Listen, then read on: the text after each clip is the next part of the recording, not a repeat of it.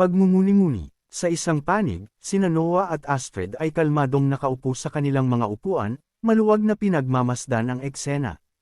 Ipinahayag ni Noah ang kanyang kuryosidad, tinatanong kung ano ang iniisip ni Astrid at kung sa gitna ng mga taong iyon ay mayroon siyang pinaghihinalaan na maaaring isang demonyo.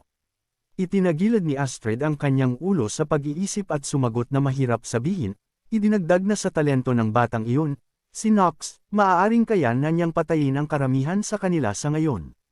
Sa pagkakarinig nito, napahagikhak si Noah sa tuwa at binanggit na kung iisipin, maraming taon na ang lumipas simula nang huli siyang makakita ng ganoong tunay na masayang ekspresyon sa mukha ni Astrid, lahat dahil sa talento ng batang iyon. Bahagyang kumunat ang noo ni Astrid at sinabing hindi niya sigurado kung paano ito sasabihin, ipinaliliwanag na mahirap itong ipaliwanag. Napatingin sa kanya si Noah nang may gulat. Sa pag-alaala sa mga nakaraang laban ni Knox, tinanong niya kung ang ibig bang sabihin ni Astrid ay mahirap ilarawan ang talento nito. Sumagot si Astrid nang may buntong hininga na hindi talento ang tinutukoy niya, kundi ang bata mismo ay sadyang malakas. Sumang-ayon si Noah, sinasabing alam na niya iyon, at sa gitna ng mga estudyante, kung huhusgahan purong sa kakayahan, siya ang pinaka-maaasahan sa lahat. Mahinahong idinagdag ni Astrid na higit pa iyon doon, malayo pa, kahit hindi pa nabubuksan ang kanyang lower dantian. Habang lumilitaw sa kanyang isipan ang imahe ni Knox na nababalot ng apoy, sinabi niya na sapat na ang lakas nito para talunin ang karamihan sa mga guro ng aliian. Pagkatapos ay pinatay niya ang apoy at napagpasyahan na ang gayong kapangyarihan ay bumubuo ng isang tunay na pambihirang talento. Nagbigay si Noah ng isang tuyot ng ngiti at inamin na nakaramdam nga siya ng kakaiba, ngunit hindi niya naisip na aabot ito sa ganoon. Nagmuni-muni pa si Astrid, sinasabing ang pinaka hindi niya maunawaan ay kung paanong ang isang taong nagtataglay ng gayong kapangyarihan ay sadyang itinago ito hanggang sa umabot siya sa tamang edad para mag-enroll. Casual na tinanong ni Noah kung ang dahilan ng pagtatago nito ay dahil baka naging banta ito sa kanila. Si Astrid, matapos ang sandaling katahimikan, ay sumagot na wala itong anumang puot. Ipinatong ni Noah ang kanyang baba sa kanyang kamay at binanggit na sa kabila ng pagiging bata at pagkakaroon ng gayong dambuhalang talento, hindi nito gustong makaakit ng atensyon, idinagdag ng may bahagyang pagkamangha na ang bata ay malinaw na maraming bagay na itinatago. Matapos itong sabihin, nag-inat siya at humikab. Bigla, nang lumitaw ang isang alarm interface sa screen, naghinala si Astrid, at ganoon din ang pagkagulat ni Noah, kapwa tahimik na nagtatanong kung ano yon. Sa ibang dako, sa sandaling humakbang ang grupo ni Knox sa Spatial Gate, nakaranas sila ng marahas na magical turbulence. Nagngit-ngit ang mga ngipin ni Knox at lihim na nagmura, iniisip na si Alf ay isang anghenyo. Ngunit kumpara kay Lars, ang kanyang presisayon ay mas mababa, at ang gayong pabayang paraan ng teleportasyon ay bibihag sa iba simula pa lang. Kasabay nito, ang enerhiya ay bumalot sa mga paa ni Knox, at isang magic circle ang lumitaw sa gitna ng isang mapanglo at maniebing kagubatan. Sa paglabas, nagpakawala ng bahagyang hininga si Knox at sumulyap sa paligid, iniisip na ito ay eksakto sa inaasahan niya. Niyakap ni Eleanor ang kanyang sarili at sumigaw sa kalituhan, tinatanong kung ano ang nangyari, nagrereklamo sa lamig at nagtataka kung nasaan na ang iba. Bigla, isang tunog ang umalangaw-ngaw sa malayo, na naging dahilan upang kapwa sila lumingon ng may alarma. Sa ibabaw ng mga mabatong bahagi ay nakatayo ang ilang halimaw. Nanigas si Eleanor sa gulat, bumubulazlas sa loob niya. Na imposible ito, kinikilala ang mga ito bilang mga ice troll, at napagtatanto na may mali, na ang lugar na ito ay ganap na naiiba sa inilarawan kanina, at ang mga halimaw na gaya niyon ay hindi dapat narito. Bago pa niya matapos ang kanyang iniisip, iniunday ng mga nilalang ang malalaking katawan ng puno patungo sa kanya, malinaw na tina-target si Eleanor habang nakatayo siya sa malapit. Sumigaw siya sa takot at tinakpan ang kanyang ulo. Nang walang nangyari, dahan-dahan niyang idinilat ang kanyang mga mata. Sa sandaling iyon, nakatayo na si Knox sa harap niya. Sa isang saksak ng espada, malinis niyang hiniwa ang katawan ng ice troll, pagkatapos ay matatag na muling inayos ang kanyang pwesto. Ang itaas na kalahati ng ice troll ay bumagsak ng mabigat sa lupa. Nakaramdam si Knox ng bugzo ng tagumpay habang napagtatanto niya na napatay niya ang isang ice troll sa isang atake lang. Naisip niya na ang kanyang pagsasanay kay Astrid ay talagang nagbunga, na naging napakalakas na niya, at gamit ang Dragon Heart at Moonlight Sword, maging ang kanyang mga stat ay biglang tumaas kamakailan. Kinilala niya na ang pagligang ito ay mas mabilis kaysa sa inaasahan niya. Sa kaisipang iyon, nagsalita siya ng malakas at inutusan si Eleanor na lumayo. Sa pagkarinig nito, nagpakita si Eleanor ng malinaw na kawalang kasiyahan. Kinumpuni niya ang kanyang lalamunan ng may kaba at iginiit na dapat silang maghintay, nangangatwiran na kung nagkaroon ng depekto ang teleportasyon, hinihingi ng protocol na humingi sila ng tulong sa isang propesor. Nagdilim ang ekspresyon ni Nox habang pinutol siya nito, tinatanong kung hindi pa ba nito nauunawaan ang sitwasyon. Pagkatapos ay mahinahon niyang sinuri na kung ito ay tunay na subspace, ang lahat ng mga halimaw ay dapat na mga ilusyon lamang. Itinuro niya na kahit matapos mapatay, ang mga nilalang ay hindi naglaho at patuloy na nagdurugo, na nagpapatunay na ito ay isang tunay na sitwasyon. Napagpasyahan niya na ang error sa teleportasyon ay hindi isang aksidente. Sa mga salitang iyon, si Eleanor ay ganap na nayanig at bamulong sa hindi paniniwala na ang gayong bagay ay imposible. Tumalikod si Nox at nagpatuloy sa isang malamig na tono, binabanggit na tila marami itong nagawang kaaway. Ibinaling ni Eleanor ang kanyang mukha at mahinang sumagot na wala rin itong pagkakaiba. Hinigpitan ni Nox ang hawak sa puluhan ng espada at walang emosyong sinabi na kung hindi nito gustong tumulong, dapat itong tumabi dahil hinaharangan lang nito ang kanyang landas. Pagkatapos ay idinagdag niya na mayroon pa siyang isang payo. Napatingin sa kanya si Eleanor ng may kalituhan. Casual na sinabi ni Nox sa kanya na mula ngayon ay dapat na niyang iwanan ang kanyang gawin ng labis na pag-iisip at pansamantalang isantabi ang kanyang galit sa kanya. Maliban doon, malamig siyang nagbabala na kung mabaigo itong gawin iyon, mamamatay siya rito. Pagkatapos niyon, iniunday ni Nox ang kanyang espada at mabilis na pinatumbas ang bawat ice troll. Isa-isa, ang mga nilalang ay tinamaan at natapos sa mismong lugar. Nakatayo sa malayo, nanood si Eleanor ng may matinding pagkamangha. Tahimik na iniisip na ito ay maganda at ang kanyang mga galaw ay mas mukhang isang sayaw kaysa sa simpleng pag-e-espada. Maya-maya pa, pinutol ni Nox ang mga braso ng mga natitirang halimaw. Nang mapansin ang natulalang ekspresyon ni Eleanor, tinawag niya ang pangalan nito.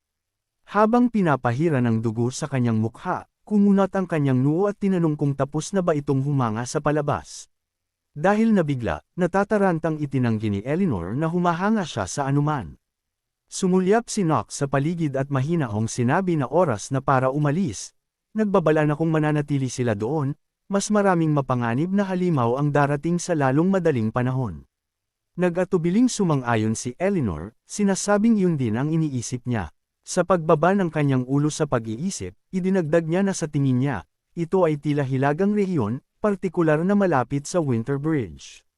Tumingin si Nox sa maniyabing kagubatan sa harap at kinilala na tama siya, tinutukoy ang lugar bilang Forest of Frozen Frost Trees. Napabulala si Eleanor sa gulat, nagtataka kung paano nito nalaman ang pangalan ng gayong lugar at tinatanong kung paano iyon naging posible. Malamig na muling pinutol siya ni Nox, ipinapaalala sa kanya na sinabi na niya sa kanya na isantabi muna ang labis na pag-iisip. Inuutusan siyang sumunod sa kanya at tinitiyak na makakahanap siya ng paraan para makalabas. Sa pagkarinig nito, binigyan siya ni Eleanor ng isang nagdududang sulyap.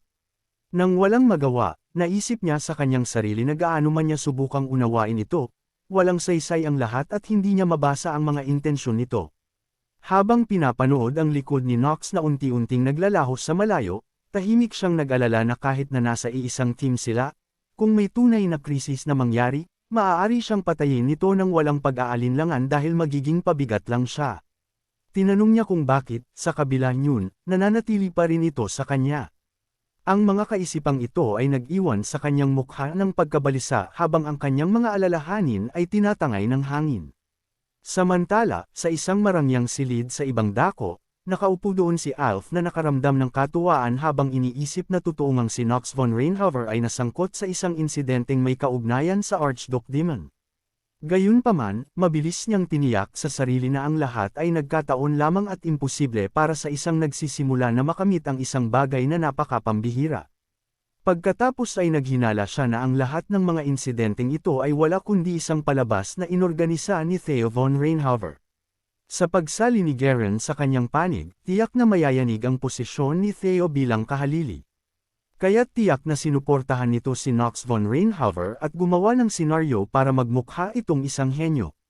Matapos itong pag-isipan sandali, mapait na nagmura si Alf, kinukutya si Rick bilang isang walang kwentang hanggal na nanginginig dahil hindi nito nakikita ang isang bagay na napakalinaw. Hinamak niya silang lahat bilang mga duwag, estupido, at kaawa-awa. Habang nagpapakawala ng isang malaswang hagikak, ibinulong ni Alf na hindi ito mahalaga, dahil kapag tapos na ang lahat, uukupa siya sa isang posisyon na mas mataas kaysa sa kasalukuyan niya. Sa mismong sandaling iyon, lumitaw si Noah at malamig na kinutya siya, tinatanong kung anong uri ng mataas na posisyon ang tinutukoy niya. Sa pagkarinig nito, natakot si Alf at tumingin ng may gulat. Napatalon siya at nauutol na nagtanong kung kailan pa dumating si Noah at nagrereklamo na sana man lang ay naabisuhan siya ng maaga.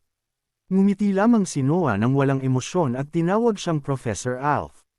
Nang humakbang si Astrid sa tabi ni Noah, mahinahon niyang iminungkahi na ituloy nila ang kwentong sinasabi ni Alf kanina. Pagkatapos ay nagpakawala si Noah ng isang malamig at mapang-uyam na tawa at binyantaan siya sa pamamagitan ng pagtatanong kung nasiyahan ba siya sa kanyang maliit na laro ng tagwan, hide and seek. Ang Winter Bridge ay inilarawan bilang isang rehiyon na pinamumunuan ng mga pinakanakakatakot na halimaw sa kasaysayan at mga hindi makontrol na demonyo. Ito rin ay isang materialized monster derivative zone na kalaunan ay mabubuksan depende sa progreso ng main storyline.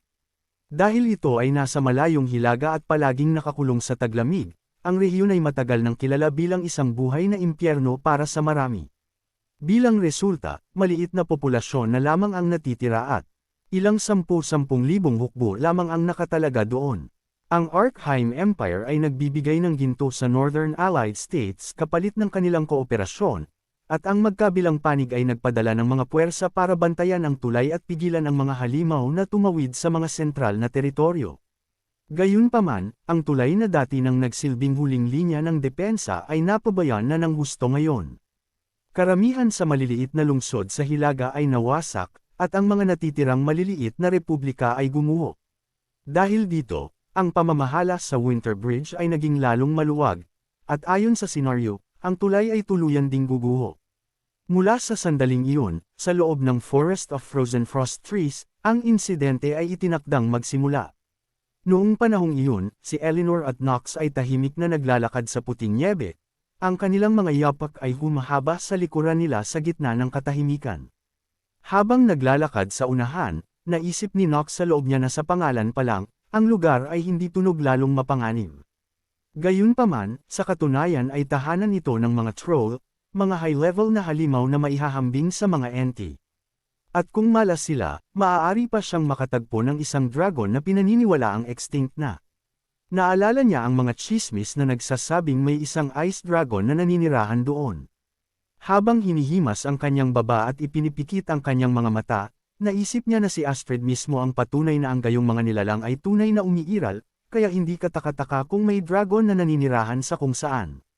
Gayunpaman, nabalisa siyang kumunat ang noo habang iniisip na kung talagang makakatagpo sila ng isang dragon dahil sa malas, ang dalawa sa kanila ay tapos na. Pagkatapos nyun, tumingin siya sa unahan at iminungkahi na magpahinga muna sila sa kuweba sa malapit. Nag-react si Eleanor ng may gulat, nagpapahayag ng hindi paniniwala at nangangatwiran na ang kuweba ay masyadong makipot at madilim. Sa inis, sumagot si Knox na wala ng oras para maging mapili sa isang emergency. Sinabi niya na bagaman alam niyang ayaw nitong magbahagi ng masikip na espasyo, wala na silang ibang pagpipilian. Sa pagkarinig nito, nag-atubili si Eleanor bago tahimik na kinilala na nauunawaan niya. Pagkakita sa kanyang pagsunod, napabuntong hininga si Knox sa loob, binabanggit sa sarili na kahit papaano ay nakikinig ito, na nakakaramdam ng kaunting ginhawa hanggang sa bigla siyang makaramdam ng isang bagay na mali. Sa sandaling iyon, may nagpadala sa kanya ng telepathic message, tinatanong kung nauunawaan ba niya.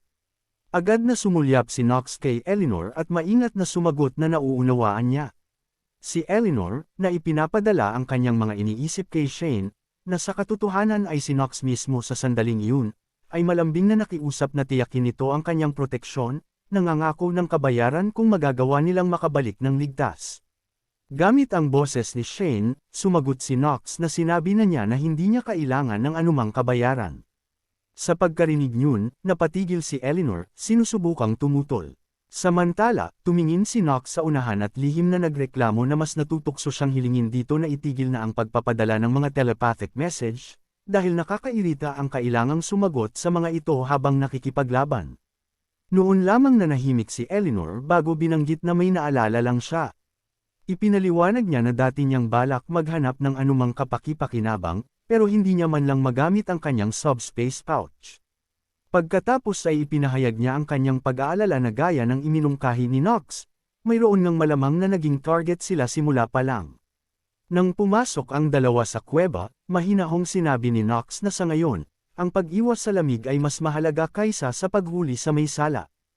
Agad pagkatapos, sumigaw siya ng command na mag-ignite, at isang apoy ang mabilis na nabuo sa kanyang palad. Ang liwanag na inilabas nito ay unti-unting tumanglo sa buong kuweba. Habang hawak ito sa harap, sinuri ni Nox ang kanilang paligid at naisip sa sarili na walang sinuman doon, na mabuti na rin. Nangatwiran siya na kung maliliit na halimaw o hayop lang ang lilito, kaya na nila itong harapin.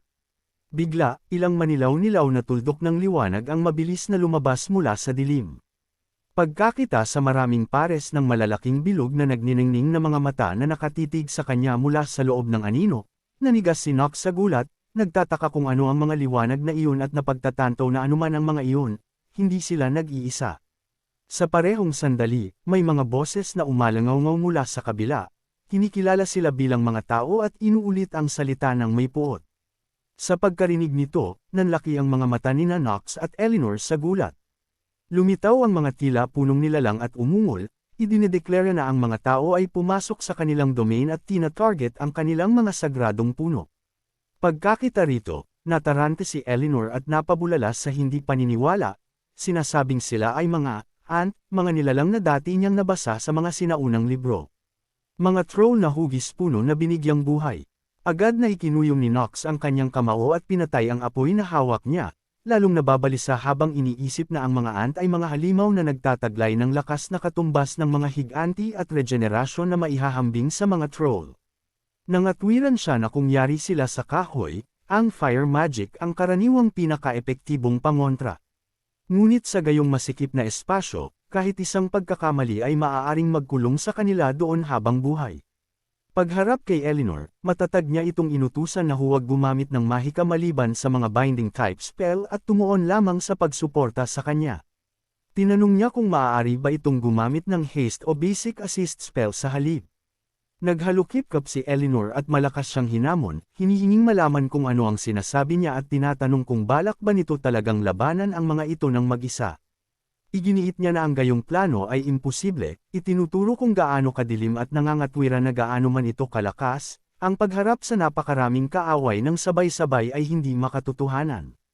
Malamig na pinutol siya ni Nox, tinatanong kung mayroon ba silang ibang pagpipilian. Habang ipinapatawag ang kanyang espada, pagod niyang naisip na pumunta lang sila rito para magpahinga, pero sa halip ay nakatagpo ng grupo ng mga ant.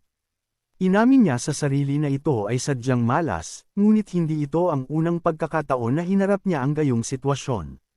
Naalala niya na noon pang inutusan niya si Arson na patibayin ang mga academy uniform, naghanda na siya para sa araw na maaaring mablock ang kanyang subspace pouch. Sa dahilang iyon, hiniling niya kay Fuller, ang kriminal na responsable sa paggawa ng mga academy uniform, na bigyan siya ng bagong kasanayan, ang sub-inventory.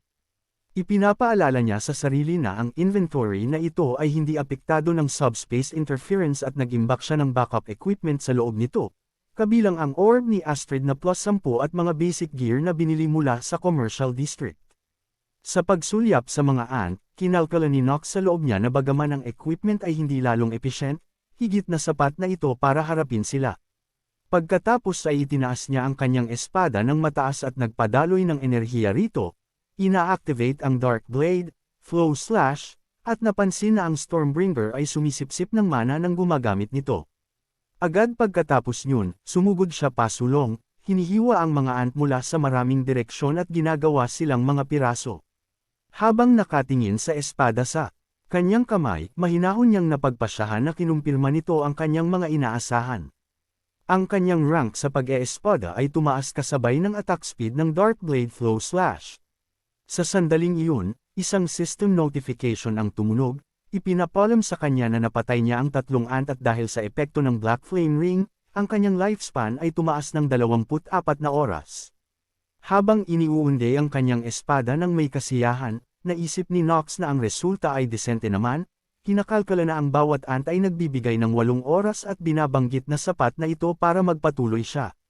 Agad-agad, isang vortex ng lila na enerhiya ang umikot palabas mula sa kanya, humahadyap ng paalang sa mga nakapaligid na ant.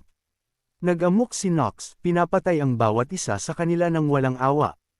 Pinasingkit niya ang kanyang mga mata at maingat na pinagmasdan ang kabilang panig ng battlefield. Bigla, isang guhit na enerhiya ang dumaan, na naging dahilan upang lumingon siya sa gulat. Sa likuran niya, si Eleanor ay nakatutok sa pagpapadaloy ng enerhiya sa kanyang katawan, bumubulong na kailangan nito ng haste at lakas habang nag-aalinlangang nagtataka kung ang ginagawa ba niya ay tunay na tama. Sa pagdama sa bug zone ng lakas na dumadaloy sa kanya, sumagot si Nox nang may gulat na ito ay gumagana nga. Tinitigan niya ang sariling katawan ng may pagkamangha. Iniisip na ang epekto ay kahangahangang malakas, kahit na hindi niya matukoy ang eksaktong pagtaas ng numero, malinaw niyang nararamdaman ang pagtaas ng kanyang stamina. Sa pagmuni-muni, napagpasyahan niya na si Eleanor ay tunay ng isang henyo. Habang nakatingin sa kanya, tahimik siyang namangha sa katotohanan na na-master nito ang lahat ng basic magic purong sa pamamagitan ng teorya. Kahit na ang talento nito ay pangunahing nakatutok sa paggawa ng pera, ang kanyang kakayahan sa mahika ay hindi may kakailan na kahanga-hanga. Sa kabilang panig, ang mga ant ay galit na umungol sa isa't isa, nagrereklamo na ang mga tao ay muling nagputol ng mga puno, sinaktan sila, sinunog ang lahat, at winasak ang kanilang tahanan. Pagkakita sa kanilang reaksyon, napaisip si Nox, nagtataka kung ito ba ay natitirang hinanakit mula sa Northern War. Naniniwala siyang wala siyang intensyong gawin ang anuman sa mga ito, ngunit hindi niya may kakailan na ang kanilang mga ugali ay sadyang malala. Habang isinasabit ang kanyang espada sa kanyang balikat, nagsalita siya ng may panghahamak, sinasabi sa kanila na kung gusto nilang magreklamo, sabihin nila ito sa mga patay na, at sa anumang kaso, malapit na niya silang ipadala para makasama ang mga ito. Pagkatapos niyon, ipinagpatuloy niya ang pagbuhos ng enerhiya sa kanyang talam. Tahimik na naisip ni Nox na dapat muna niyang isantabi ang lower dantian, na bahagyang bumukas na pero wala pang tunay na progreso, at sa halip ay i-guide ang daloy mula sa upper dantian pababa sa middle one. Nakatuon siya sa kanyang paghinga at muling pinag-isipan ang paglagang nakamit niya hanggang ngayon, pati na rin ang palaging kasama nito, isang matatag na kalooban at isang hindi matitinag na paninindigan para protektahan ang isang bagay. Kasabay nito, isang malakas na agos ng enerhiya ang mahigpit na pumalupot sa espada. Ngumiti siya ng bahagya, iniisip na dahil umabot na ang mga bagay sa puntong ito, mas mabuting i-enjoy na lang niya ito nang hindi na masyadong nag-iisip. Itinuturo ang dulo ng kanyang espada sa harap, ibinigay niya ang utos para ang lahat ng nasa harap niya ay durugan. Sa ibang dako, sa loob ng isang marangyang silid, sina Noah at Astrid ay nakaharap kay Alf. Malamig siyang tinanong ni Noah, tinatanong kung nasiyahan ba si Professor Alf sa kanyang maliit na laro ng tagwan. Kumunat ang noo ni Alf nang may pag-iingat at sumagot na hindi niya nauunawaan ang sinasabi ng Dean. Gayunpaman, sa loob-loob niya, nagmura siya sa inis, na pagtatanto na ang isang taong tamad gaya ni Noah ay tila minomonitor pala ang lahat ng mga estudyante. Isang portal lang naman ang pinakialaman niya, ang kay Nox at Eleanor. At ngayon ay nagtataka siya kung natuklasan na ba siya o kung may iba pang paliwanag. Mahina hong pinutol siya ni Noah, tinatanong kung sa tingin ba ni Alf ay maloloko siya nito. Sa pagkarinig nito, itinaas ni Alf ang kanyang tingin. Sa mismong susunod na sandali, isang saksak ng paghiwa ang dumaan sa kanyang balikat.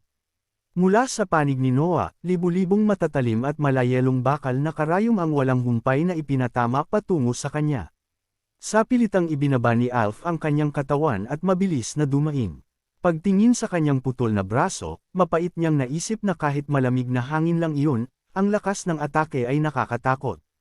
Hinusgahan niya ang sitwasyon bilang napakasama at napagpasyahan na kailangan niyang muling buuin ang kanyang mga sel at tumakas agad. Pagbilang ng kanyang mga mata kay Astrid, kinalkula niya na kung sasamantalahin niya ang babaeng nakatayo sa tabi ni Noah, mas maganda ang kanyang pagkakataon kumpara sa pagharap sa isa sa apat na sage gaya ni Noah mismo.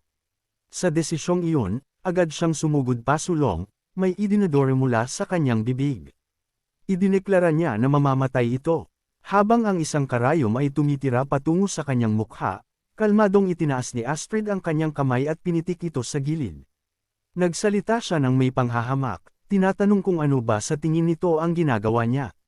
Natulala si Alf sa gulat, hindi maunawaan ang kanyang nakita. Bigla, ilang mga kadena ang bumaril pababa mula sa kisame, pumupulupot sa kanya mula sa lahat ng direksyon at mahigpit na iginagapos ang kanyang katawan. Sa galit, hiningi ni Alf na malaman kung sino siya, tinatanong kung paano siya nakakaatake gamit ang mahika ng hindi man lang nagchatchant at kung sino ba talaga siya para magtaglay ng gayong kapangyarihan. Walang emosyon siyang sumagot na ang pangalan niya ay Astrid at pagkatapos ay tinanong kung tapos na ba itong magsalita. Kung gayon, sinabi niyang oras na niya para magtanong. Sa pagkarinig nito, nanlaki ang mga mata ni Alf sa takot. Pagkatapos ay nagsalita si Astrid sa isang nakakapangilabot at mapang-ipong tono, hinihinging malaman kung nasaan ang kanyang estudyante. Abangan!